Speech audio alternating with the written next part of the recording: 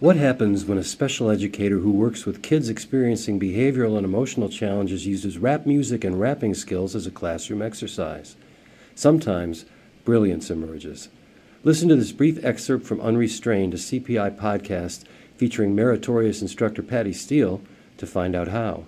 After the clip, please stay tuned and enjoy Pattie's podcast interview in its entirety. So Danny comes up to me and says, "Miss Pattie, I'll write you a rap song." I'm like, "Okay, cool beans. Let's write that rap song."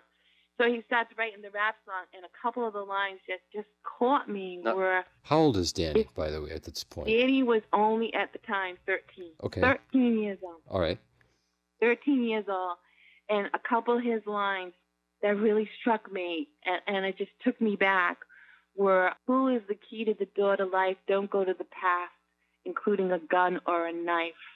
And then the next line struck me because I feel like it describes me. "Through the dark and into the light, take my hand and I'll give you my sight.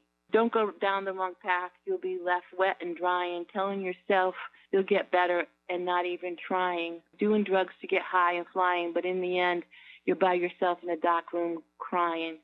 And then stop trying to blame your faults on other people just because you got offered something and it's lethal." Welcome to Unrestrained, the podcast series from CPI. Here you can enjoy conversations where professionals on all sides of crisis and behavior management relax and open up about themselves, their workplace, and their clients. You'll get the latest tips and trends from the best in the business, so tune in often to integrate their experiences with your own. Well, hello and welcome to Unrestrained, a CPI podcast series. This is your host, Terry Vittone, and today I'm joined by Pattie Steele. She is an educator with the South Coast Educational Collaborative in Massachusetts. Hello and welcome, Pattie. Oh, good morning. Good morning. Before we begin, let me tell you a little bit about our guest. Pattie has worked with the South Coast Educational Collaborative for over 38 years. The South Coast Educational Collaborative, the SCEC, conducts educational programs and services that complement and strengthen school programs of member districts and increase educational opportunities for all children. Pattie does amazing work with very special student populations, and she holds a bachelor's degree in health and physical education from Bridgewater State University, a master's degree in special education, and a degree in school administration from Simmons College. She is a meritorious instructor for the Crisis Prevention Institute, and one of Pattie's favorite quotes is, "Children may not always remember what you teach them, but they will always remember how you treated them." Okay, Pattie, let's begin then. Our first question, tell our listeners a little bit about the history and mission of the South Coast Educational Collaborative and how it partners with districts and schools to help students realize their full potential. Okay, well, first of all, thank you for that introduction. You're welcome. I really appreciate all those compliments. I appreciate it well. So back in 1980 is when I started my career with South Coast Educational Collaborative.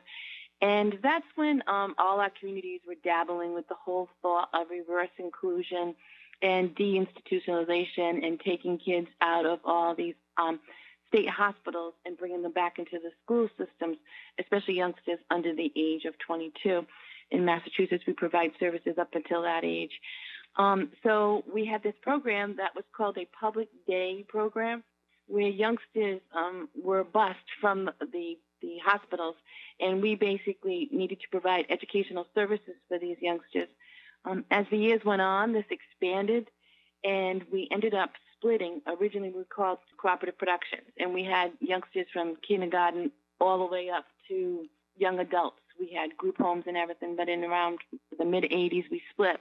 And South Coast became primarily just servicing the population of 3 to 22. And then instead of having just the standalone buildings, we were governed by 4 school districts back then. Now we're governed over 8.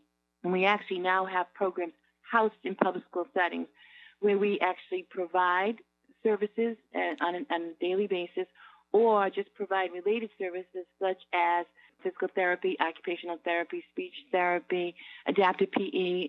We do a lot of clinical services where we test children.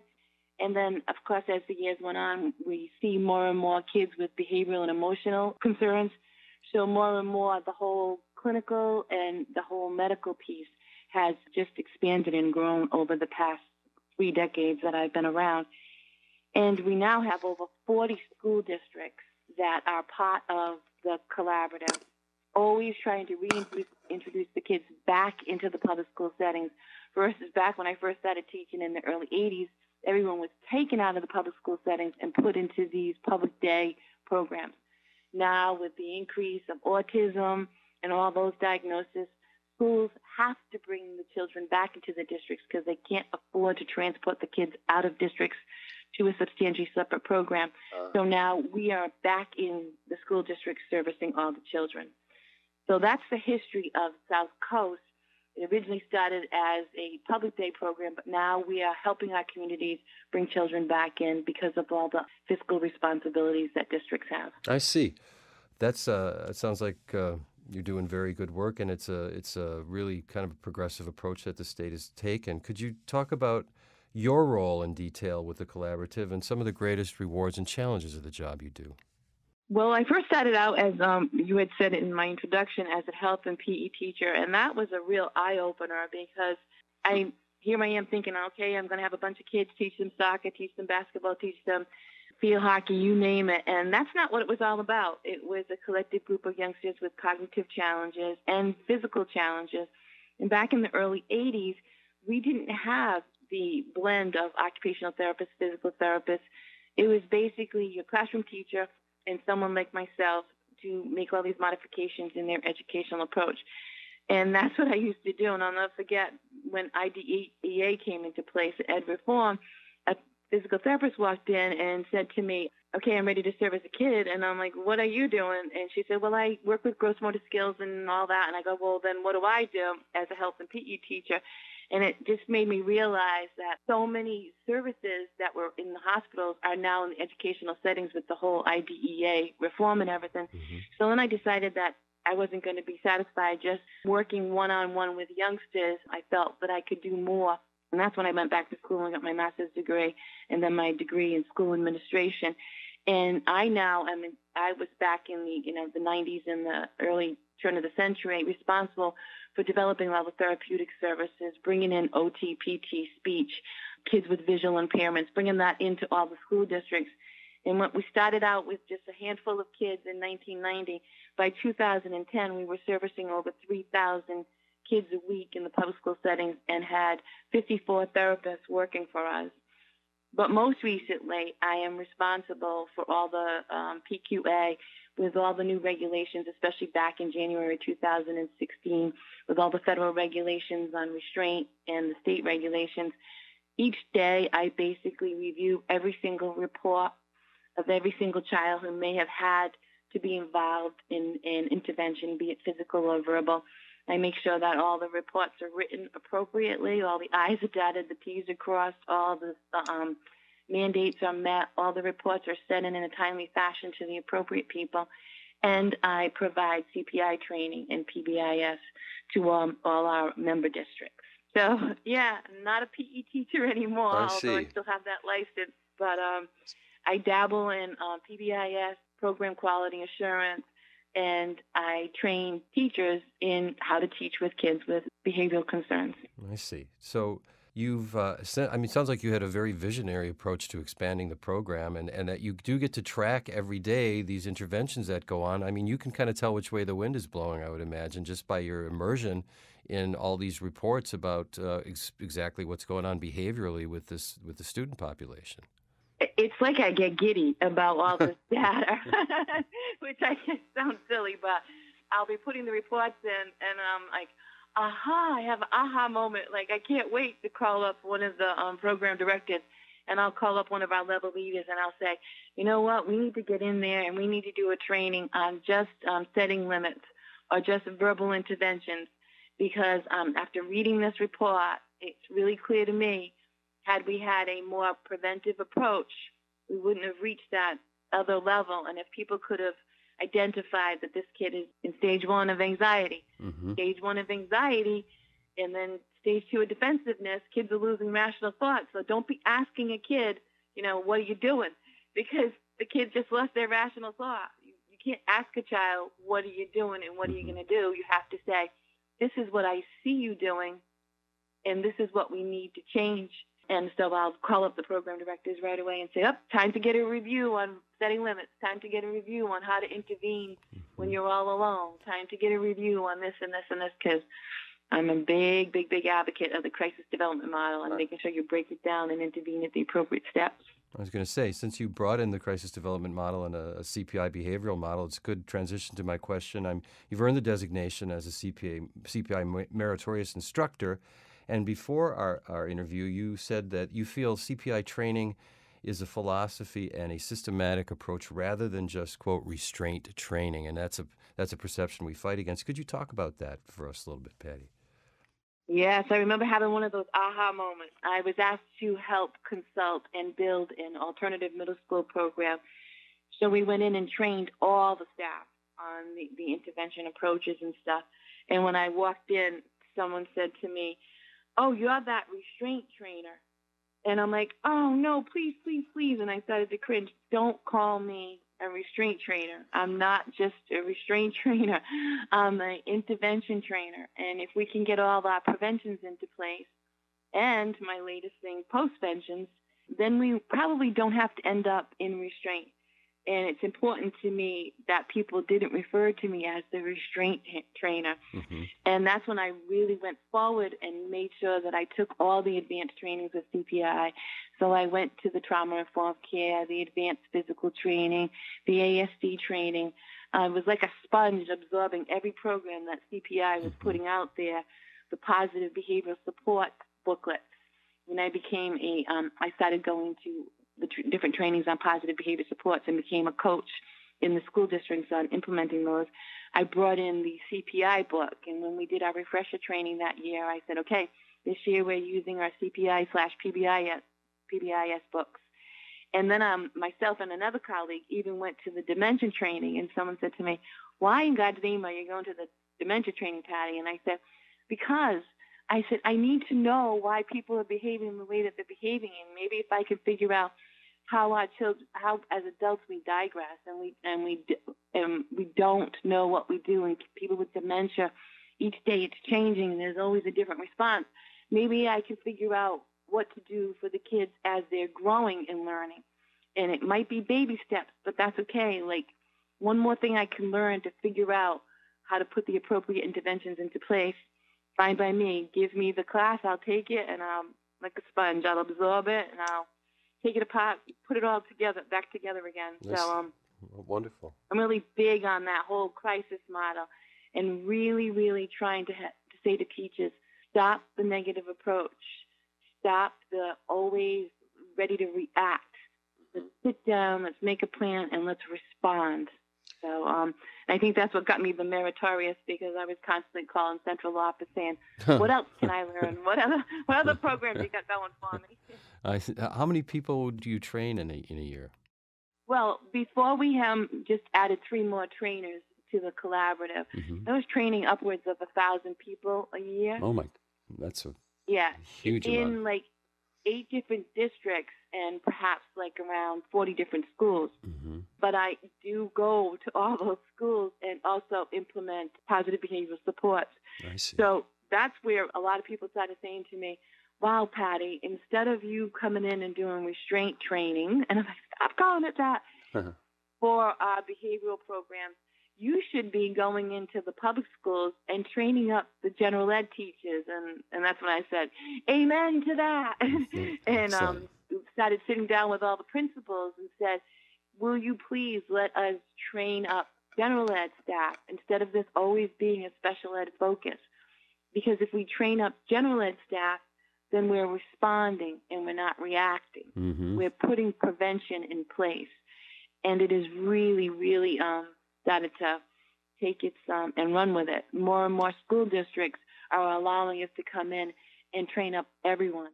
By last year, my big focus, which I was thrilled to death, was the school recess monitors and the cafeteria monitors. I'm like, thank you. What better place to train people?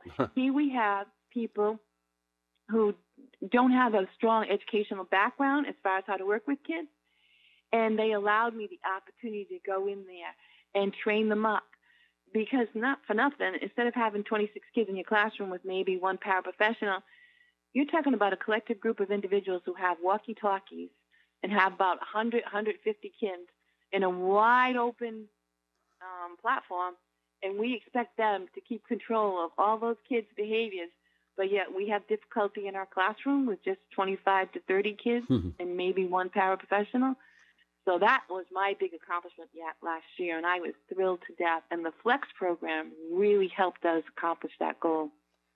That's great. That's our blended learning option, just for listeners, that where people can do a online portion and then a classroom portion. So, Patty, how many people in the collaborative are now training CPI? How many train the trainer? We have 5 trainers. So we have 230, 240 employees. I see. All our employees are trained. It's one of the prerequisites to working here. Within 30 days, you have to receive the initial training, which our initial training is 16 hours. Mm-hmm. We incorporate everything. We don't just teach the basic CPI. We incorporate all the programs, the ASD, the trauma, PBIS, you name it. And then we also bring in the clinical components of it, because a lot of our youngsters do have homicide, suicide tendencies. You know, those things can happen. They're extreme. They've never happened. We've never had a homicide here. But there's always the opportunity or the chance that might be presented in front of us, because we do have a lot of youngsters who have behavioral concerns. Could you talk just very briefly about the student population, the special populations that you serve? I mean, I know you serve a lot of children living with autism. Yeah, that actually, originally back in the 80s, we had youngsters, and back then they gave them a label that I don't even care to say, and now we call it cognitively challenged. And then a lot of medically fragile youngsters were introduced into our programs. And then it was right around in the late 90s where we just had a huge influx, where more and more youngsters were being diagnosed with autism. And we do have such an array of children on the spectrum or comorbidity. A lot of our youngsters don't just have one diagnosis, they have multiple diagnoses. So we have youngsters who are cognitively intact, actually very, very, very bright, but their social skills are lacking. And that causes conflict in the public school settings because they don't know how to react. So then people will tend to call them behavioral and emotional concerns. And it's like, yep, okay, you're right. It's a combination of both. So we have a bunch of youngsters ages 3 through 22 who are actually in public school settings on the spectrum, cognitive challenge, behavioral, emotional challenges. And then we have medically fragile programs that are also incorporated into the public school settings. But we also have 2 substantially standalone buildings, which have around 50 to 75 youngsters in them. One is a high school program. One is a blended kindergarten all the way up to high school program. And we actually have youngsters who are going out to internships and working and have job coaches. So half the day they'll go out and work. The other half they're educated in our programs. We even have some youngsters who are going to the local community college with a job coach or with an educational coach, and actually are graduating, exciting, with actually college credits. So that's really cool too. That's inspirational. Speaking of that, during our pre-interview, you shared a story with me about something called Danny's Song, and I thought it was really fascinating. I would love if you would share that with our listeners. Yeah, and I think I'm going to send it to you because I don't think my rapping does it justice. Okay. But I was asked in an inner city and pull together a program for middle school youngsters. I probably won't read the whole thing for you, but I'm going to read for you the couple of lines that really struck me when I was working with these youngsters. So it was 50 middle school youngsters in an inner city. And when I tell you, Terry, they have beautiful, brand new middle school buildings there. So yeah, I've got to set the scene for you a little bit. Okay. They took these 50 youngsters and basically put them in a program in one of the oldest buildings in the city. So here are these youngsters who came from these nice buildings. Now they're being placed in this really not so attractive building. And part of me was like, okay, you want these kids to behave, but they already feel bad about themselves. That's why they behave the way they are. Now let's make it even worse and make it even more complicated and put them in a setting that isn't really conducive to learning. But you work with the funds that you have. But anyhow, I went in there, and one of the things that they did have, which I was excited about, is they had a lot of enhancement programs. So they brought in somebody to do rap songwriting, boxing, weightlifting, culinary arts, photography, you name it.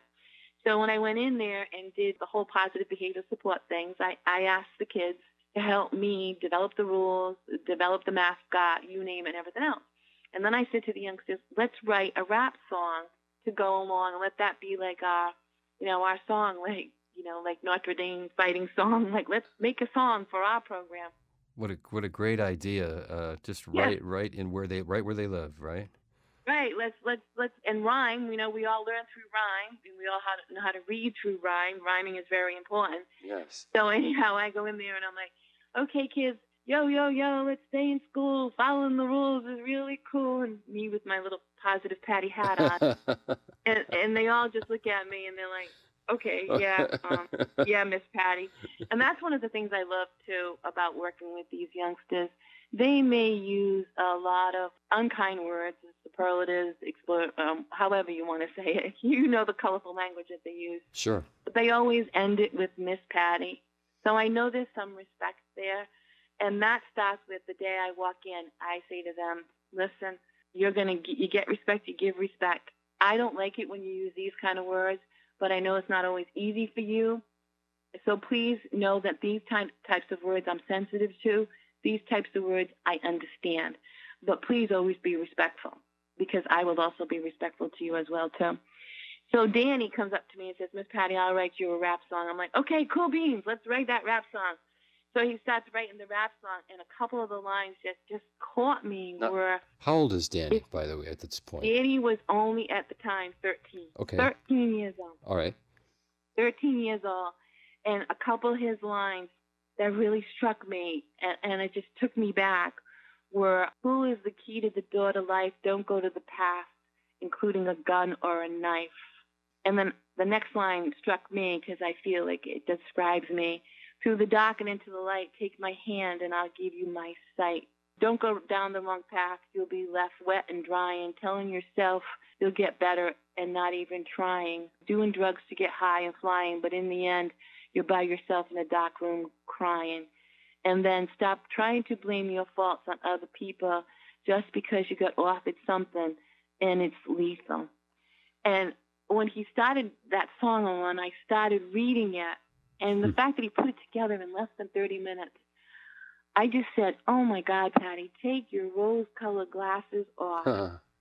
I was basically born and raised in a small community, prominently white, and here I am in a city, and I'm thinking, okay, all I have to do is buy these kids a bunch of jeans and, designer shirts, and they'll be fine. And I finally had to realize that they're still poor, Pattie, and they still maybe don't have anything to eat, and they maybe do have guns and drugs at home, and they maybe do have to take care of their younger brother and sister because their single mom is out working 2 or 3 jobs. And it was something that was really eye-opening for me. And I was like, what? Guns, drugs, life, crying, darkness? No, come on, you've got positive Pattie here. I'll save you. And then that's when I realized that I can't save the planet. As he had said, I'm not here for Captain Planet, but I can make a difference. So I sat down with the kids, and I started saying, tell me more, tell me more, tell me more. And I could tell you, one of the things that upsets me more than anything is these kids are so smart. They really, really are. But their anger and their emotions interfere with their learning. And then the whole standardized testing. And I did say to somebody when I was at a conference once from the Department of Ed, please help me. These kids are bright. They're incredible. They're creative. But they can't take a test and pass a test. Please help me. One test doesn't measure success. Can I introduce you to Danny? And can you realize that Danny could be the future Pharrell or 50 Cent, and he could be successful, but he's never going to obtain that high school diploma because he can't pass the test. And that's where a lot of this lies with these kids. They behave the way that they do because everybody already has them earmarked as failures because they can't pass that test, so they can't do this, so they can't do that. And so And what do they do? they become what they have told that they're going to be. They fulfill the prophecy, basically. Exactly. So when I come in the door and someone says to them, "Oh, that's the lady that teaches us restraint," and the kids are like, "Oh, so you're going to be the one that wraps me up?" I'm like, no, please, I'm not the lady that wraps people up. Wow, that says a lot right there. Yeah. Now, Pattie, you mentioned. So I really sorry. love that program, and I love those types of kids, and those types of kids are what actually keeps me motivated because, I do have a lot of sad stories that go along with that where kids didn't take the right path and they were left crying.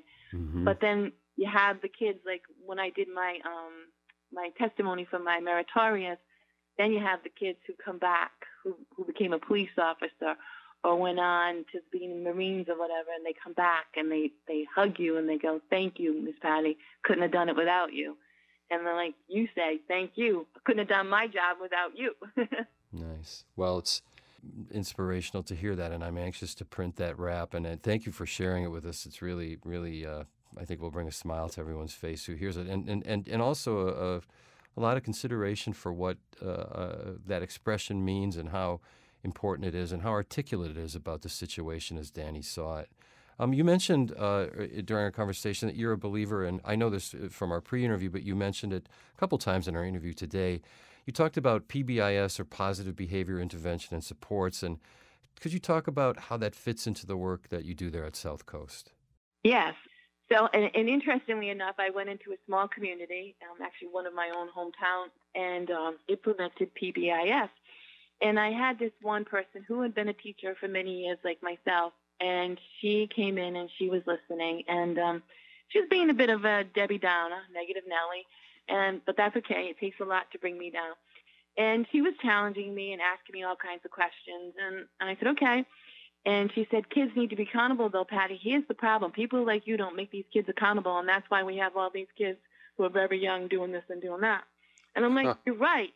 I said, "But can I just give you a little scenario?" So the kid is walking down the corridor, and I hear, "Stop running, stop running, stop running."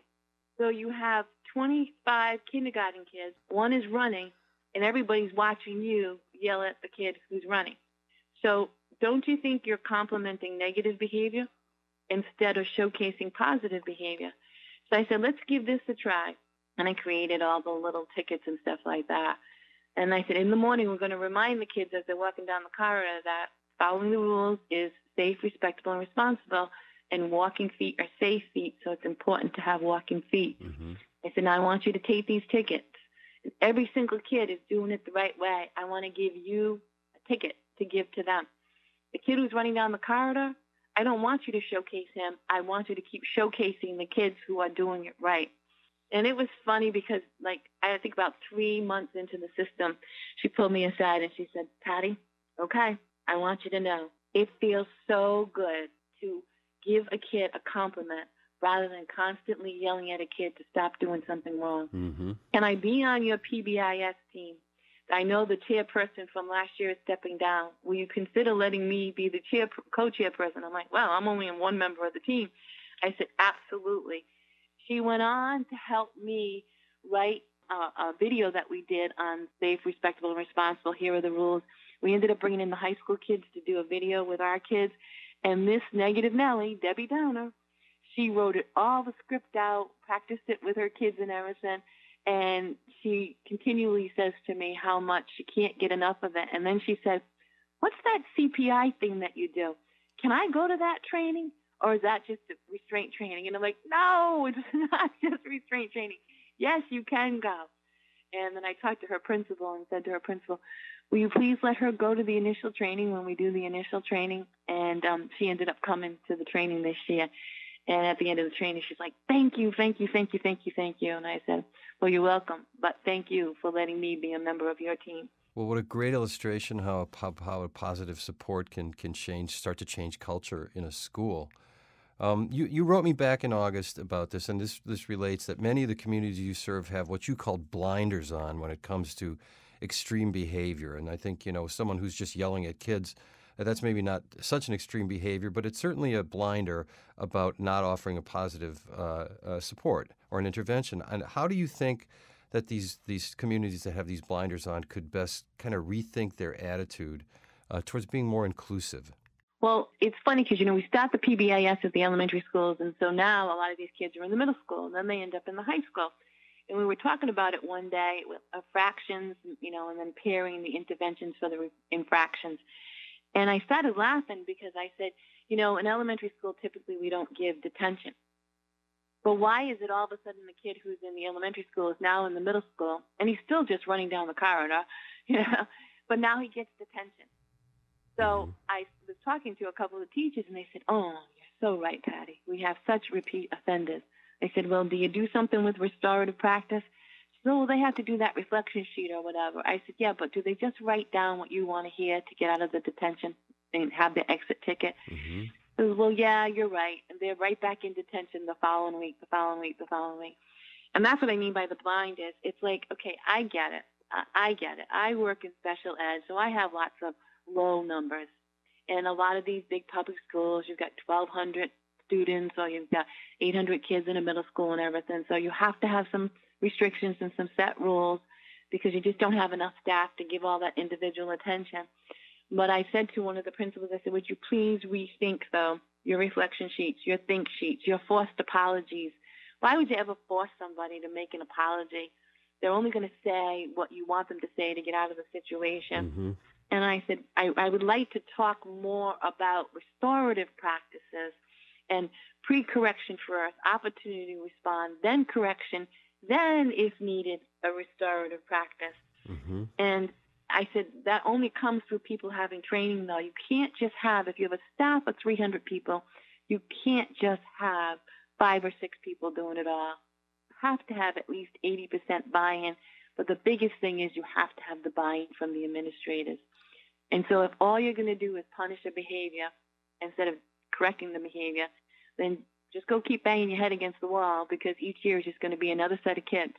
You want to make a change, then you got to start at home, and you got to make a change with the way you work with these kids.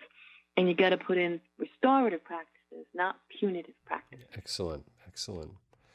Could we close today, Pattie, by you sharing your story about how you apologized to a kid who swore at you for getting into his space? And you told me that other staff told you you were, quote, crazy to apologize. I haven't heard this whole story myself, so I'm anxious to hear it. You've kind of been holding it back. How does your response, and also then after you tell the story, how this response fits in with your idea of CPI philosophy? Yeah, we have, with when I was still the PE teacher at our alternative high school program, we had a very troubled youngster who started at our program, cute kid. And he was dressed really nice, had this really nice choker on.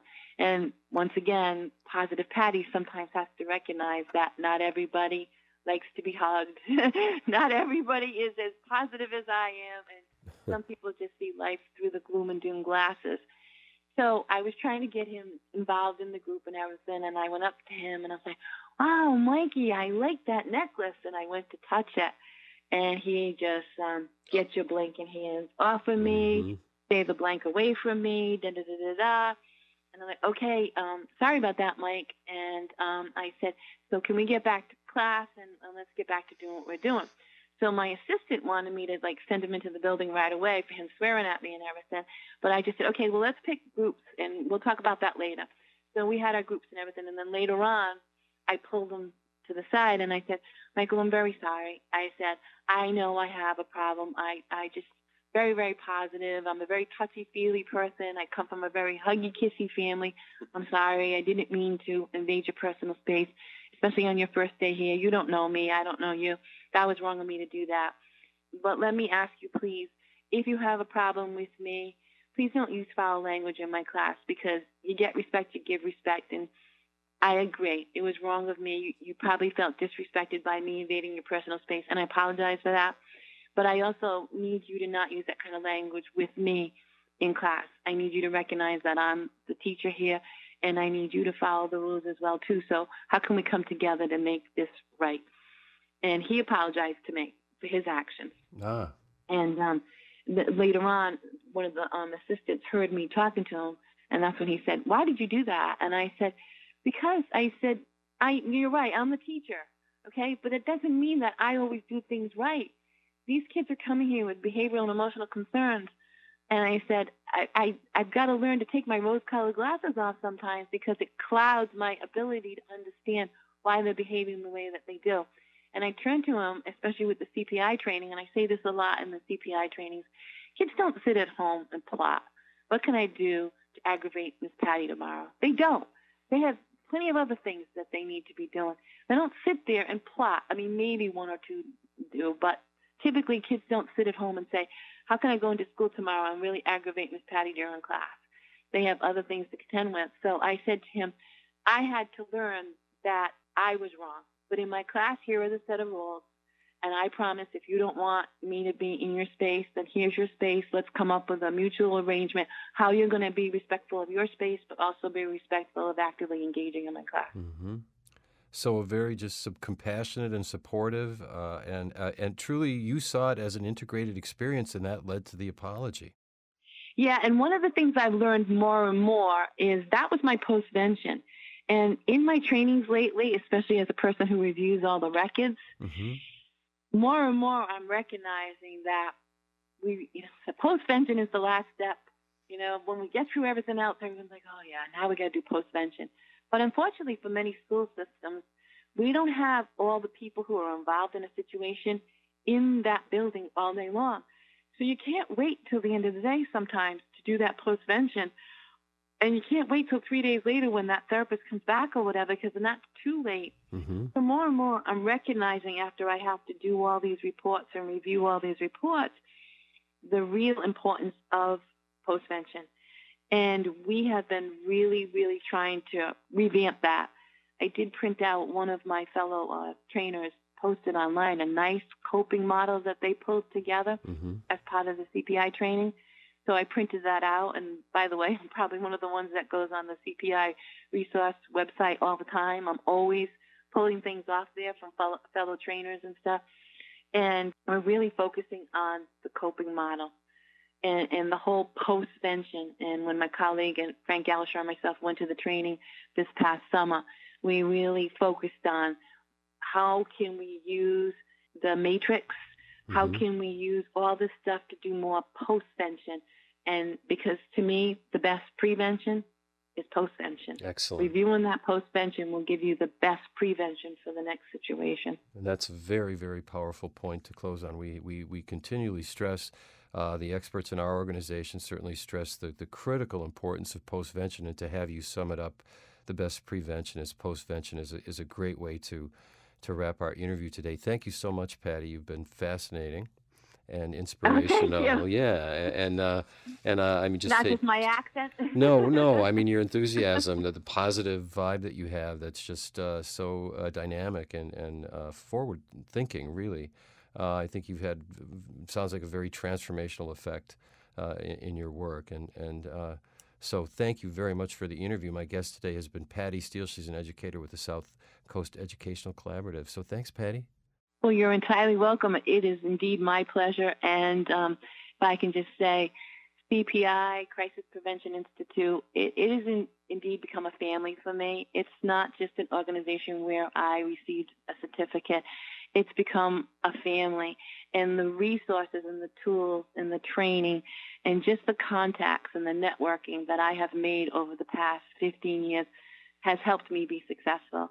And I'm not sure that I would be as successful as I am without my connection with the Crisis Prevention Institute. So for any new people out there, it is a great program. It is so worthy of the attention that it deserves and so worthy of sharing it with all your colleagues and anybody that you come in contact with. So, well, that's my say. Thank you very much, Pattie, and thank you, everyone, for listening.